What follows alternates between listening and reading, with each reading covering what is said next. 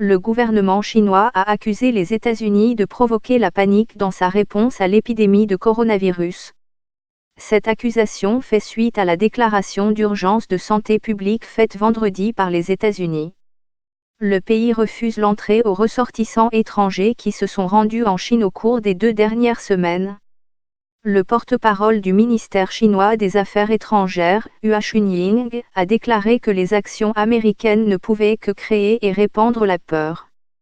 Lors d'un point de presse lundi, Madame Hua a accusé les États-Unis de répandre la peur au lieu d'offrir une assistance, disant qu'il était le premier pays à imposer une interdiction de voyager aux ressortissants chinois et le premier à suggérer un retrait partiel du personnel de son ambassade. Ce sont précisément les pays développés comme les États-Unis qui ont de fortes capacités de prévention des épidémies qui ont pris l'initiative d'imposer des restrictions excessives contraires aux recommandations de l'OMS, a-t-elle déclaré, selon un rapport de Reuters. Une poignée de pays comme l'Australie a également imposé une interdiction d'entrée aux voyageurs chinois peu après l'interdiction américaine. L'OMS a en fait averti que la fermeture des frontières pourrait accélérer la propagation du virus si les voyageurs entrent dans les pays de manière non officielle. Le 23 janvier, les États-Unis ont ordonné le départ de tout le personnel américain non urgent et des membres de leur famille de Wuhan, dans la province de Hubei, d'où le virus était originaire. Moins d'une semaine plus tard, ils ont autorisé le départ volontaire de Chine du personnel non urgent et des membres de la famille des employés du gouvernement américain. Le 30 janvier, l'Organisation mondiale de la santé a déclaré une urgence sanitaire mondiale concernant le nouveau virus.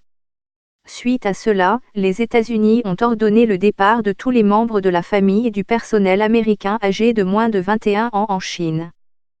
Tout citoyen américain qui a séjourné dans la province de Hubei sera soumis à une quarantaine de 14 jours à son retour aux États-Unis. D'autres pays ont vu leurs transporteurs nationaux suspendre temporairement tous leurs vols vers la Chine continentale.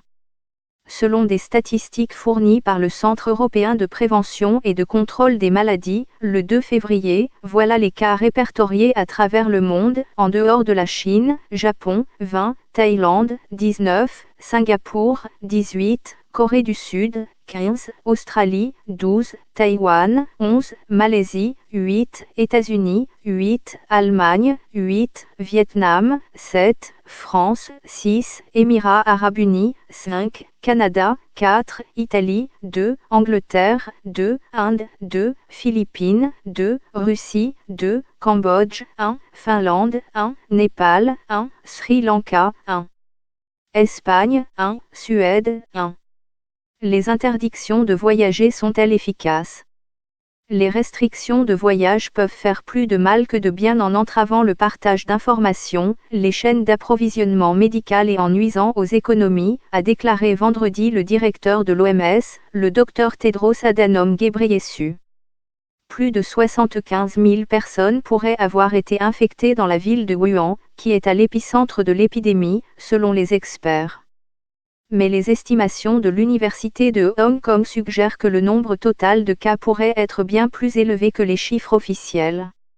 Un rapport sur les premiers stades de l'épidémie, publié par le journal médical Lancet, a indiqué que la plupart des patients qui sont morts du virus avaient des conditions préexistantes.